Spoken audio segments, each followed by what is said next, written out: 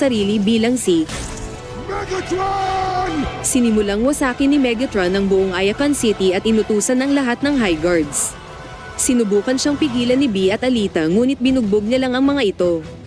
Ilang sandali pa, biglang lumitaw si Optimus Prime at hinarap sa matinding buwelo si Megatron.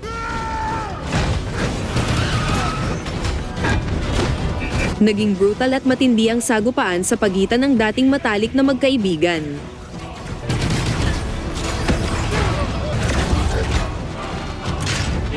Sa una ay nang ibabaw si Megatron ngunit nang ilabas ni Optimus Prime ang kanyang parang palakol na sandata, nagawa niyang matalo si Megatron pati mga alagad nitong High Guards.